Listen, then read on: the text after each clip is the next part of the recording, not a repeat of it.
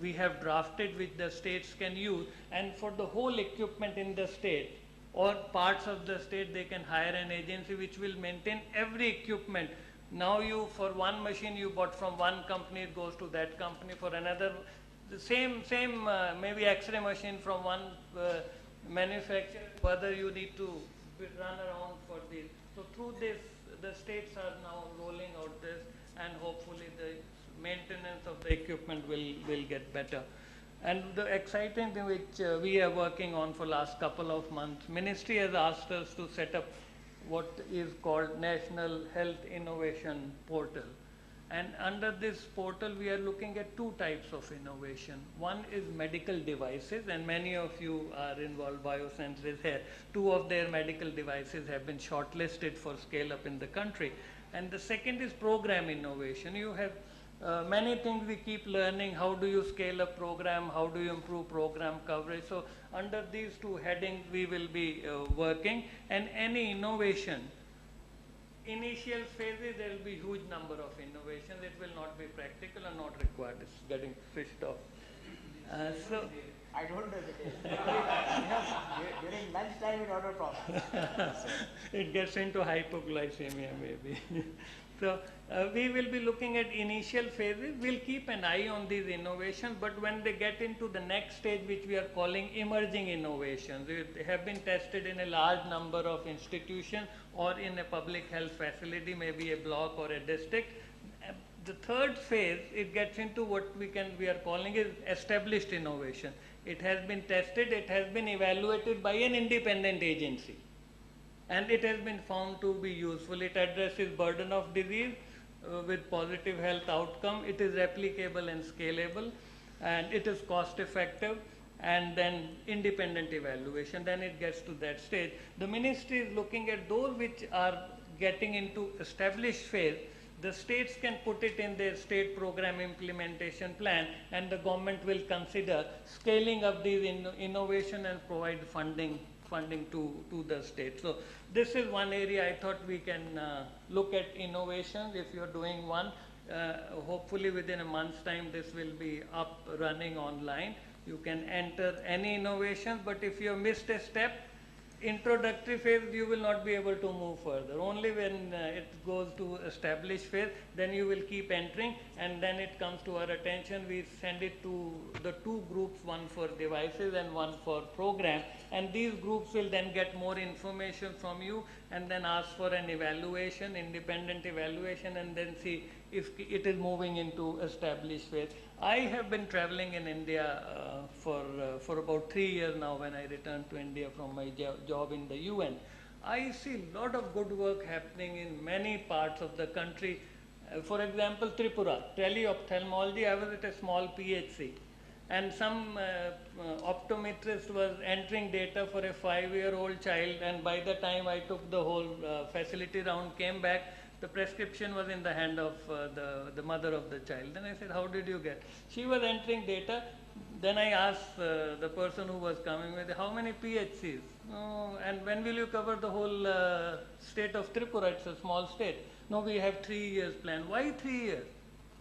If the innovation is working, you are finding it, why not scale it up immediately? So that sense of urgency is missing. So we want to bring that sense of urgency. If something is working, evaluation has shown it, why not take it to scale in the whole country? Why only in one state or one district or a few health facilities? So that's the sense of urgency which government has brought in and asked us to set up this platform. So look forward to working with you. Whatever innovations you come across, you can write to me or go on our website, keep entering, and if we find it is exciting, it can reduce disease burden, it can help in improving the health outcome for all of us in the country, we will certainly take it to scale.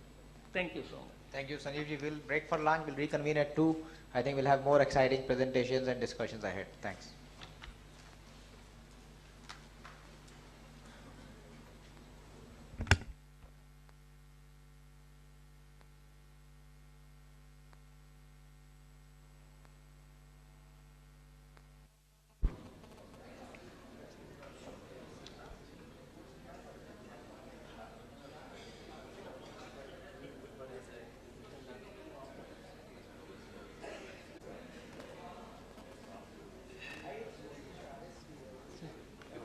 This is Dr. Anupam Sibbal, the Group Medical Director of Apollo, and he is going to talk about e-health and experience in India. Thank you very much, Adinda, for this invitation, and it's indeed a privilege for me to be able to share our experience. Of course, the better person to have done this presentation was Mrs. Sangeeta Reddy, who's really spent the last decade and a half looking at e-health in India. But as she's overseas, I've been asked to step in, so I'll try and do my best to make a presentation which I hope you find useful. Of course, because I'm a clinician, there will be a slight clinical perspective to what I say.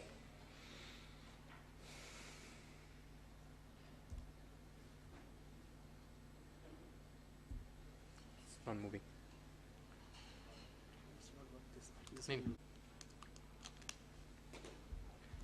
So if we look at across the world, if we look at American Airlines, for example, they fly more than 1,500 aircrafts every day, 6,700 flights, more than 330 destinations, have more than 100,000 employees. Now, how are they managing to run an efficient airline? They're able to do that because they have solid IT. This is a very interesting network, the KNOT. It's the wedding network. They have data on 23 million weddings, so they can give you insight into rituals, emotions, food, gifts, ceremonies, and they can actually predict that this fall, what sort of marriage should you plan? I mean, what will the fashion be? Now, if it wasn't for IT, they wouldn't be in business. Look at the Climate Corporation. They analyze weather, soil, and crop yield, and based on 10,000 scenarios, they can actually tell a farmer what the prediction is going to be as far as 2 years apart. They basically have 34 trillion simulation values based on which they can actually predict insurance coverage. Now, if it wasn't for IT, there would be no Climate Corporation.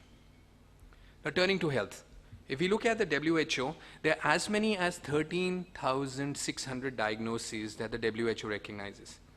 And every year, we learn about new diseases. Now, many of us did not know what avian flu was till a few years ago. We didn't know what H1N1 did. And till very recently, we did not know what MERS was. Every few months, a new procedure gets described. And ever so often, a new way of performing a surgery that has been performed for decades gets described. Now, if you go on to Google and type cardiac disease, one gets 6.4 million results. And if we go on and type diabetes, you get 23.5 million results. And if somebody is really interested in Friday the 13th and medical issues, you get 12.9 million results. So there is one hell of a lot of information available in the public domain. And if we look at what is available to us as doctors, and PubMed is what we usually rely on, and that's the US database, there are 967,000 peer-reviewed papers on cardiac disease, 482,000 on diabetes, and believe it or not, even on Friday the 13th, there are 14 peer-reviewed papers. So there's just so much information available, but when we have access to so much information, why can't we answer basic questions that you and I would want to answer? What is the probability of a child being born with Down syndrome? Yes, we know that the older the mother, the greater the likelihood. But can we actually define what the probability is in a particular mother? No. Well, if somebody has pneumonia that he's acquired in the community, do we know which antibiotic is going to work? The answer is no. We're going to use 5 antibiotics which we assume might work, but we really don't know. What is the likely mortality of someone dying after a bypass operation? An operation that's done in, day out, across the country, across the globe. What is the likelihood of a person developing diabetes? How many of us in this room are likely to develop diabetes? And can that very simple question be answered? The answer is no. If someone undergoes a liver transplant and he has heart disease or he has another comorbid condition, what is the likelihood of success? Sadly, the answer again is no. And why is that? That's because we haven't been able to put the pieces together. There is information available, but it's available in a manner that clinicians, healthcare providers can't really effectively use.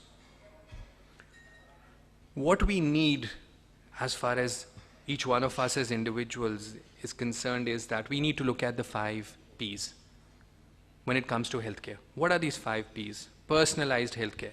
Now, with the unraveling of the human genome, medicine is going to be very different in the next 2 decades. Of course, we want medicine to be preventive. Why should we have to wait for someone to be diagnosed with dyslipidemia, hypertension, diabetes, or a host of other conditions? Why can't we prevent these conditions? We want medicine to be predictive, we want it to be pervasive, and we definitely want it to be participatory. Clearly, it has been shown the world over that if a patient is a partner, then outcomes are a lot better than if the patient is passive. Now, if we are to move towards these goals of the 5 Ps in healthcare, it would help for us to just look at the trends that have changed our life and how is it that if we were to embrace these trends, we might be able to move towards these 5 Ps. Well, everyone here has a mobile phone, some of us have 2. Everyone searches every day, multiple times at times. We now are so dependent on a click to connect, and whether it's FaceTime or whether it's Skype or what have you, we want to connect at all times. And we are so well networked. In fact, I don't even know how many of us are actually listening to my boring talk and actually not on Facebook or WhatsApp, using our time a bit better. But these are trends that have changed the way we live. And perhaps we should consider how some of these trends can actually apply to healthcare. Now let's look at India. 1947, when we became independent, only 100,000 people had access to a phone, and that's what a phone looked like, right? 44 years later, 1991, well, we managed to have 76 million people who had access to a phone. But look at 2014, 995 million people have access to a phone. Now, what if we just relied on land phones? Where would we be? Perhaps 200 million, 300 million, but nowhere close to 1 billion. Recent data, 306 million people will be using the internet regularly in India this year, of which 213 million will be actually using a mobile phone. And this number is going to become 400 by 2020 out of 500 million. So clearly, that's the way life is going to move. And that really brings us to what sort of digital solutions do we need? Clearly, whether it's information that we collect at home or it's information that we collect in hospitals, really needs to go to an e-health center. It needs to be banked, and it needs to be given to a clinician in a format that a clinician can use. And the key words there are interoperability, and of course it needs to be integrated. And it goes without saying that any digital solution should be secure, it should be accurate, we must respect privacy, and of course it has to be reliable. So let me share with you what we've tried to do in the healthcare space at Apollo in the last decade or so. So I'll touch very briefly on the Apollo Prism, eDoc, HAP, Apollo Life, what is it that we are doing in the social media space, Total Health, Apollo Digital, eICU, the Apollo Telemedicine Network Foundation, HIPAR, and our foray with SNOMED, and TASC, which is the Apollo Standards for Clinical Care. So we've got Apollo Prism. This is a PHR platform based on cloud that we provide to all Apollo patients. We have about 300 million records that we currently have in existence. And what we've seen that over 15% of these 3 million records are accessed every month. Apollo eDoc allows appointments to be given for our doctors for consultation, and also allows appointments for preventive health checks. HAP is a healthcare mobile app that we've developed. So you want to locate a pharmacy, you want medication to be ordered from that pharmacy and home delivered, that'll be done through HAP. You want to look at choosing a particular specialist based on his expertise in a particular hospital, HAP will allow us to do that and actually make the appointment as well. Want to get information about what lab tests and what the turnaround time is? Well, HAP can do that.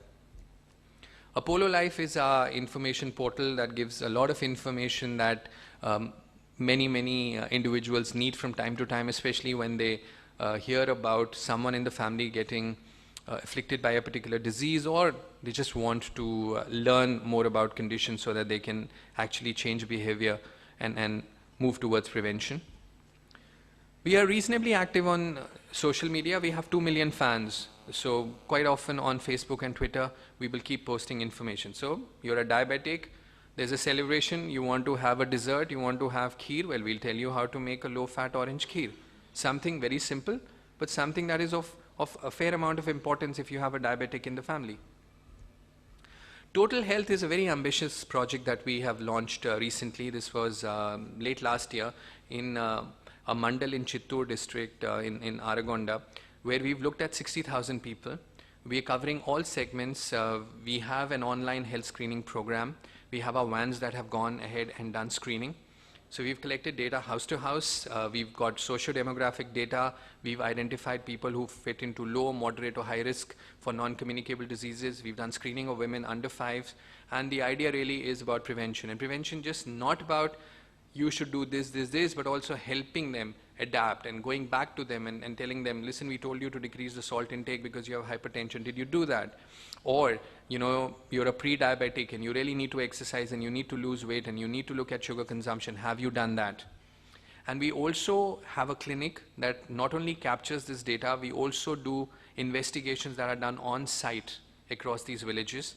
We offer treatment if it can be offered through the mobile clinic, or if they need a referral, then they come to our hospital, a rural hospital that we have, which is a 50-bedded facility. If we can't manage there,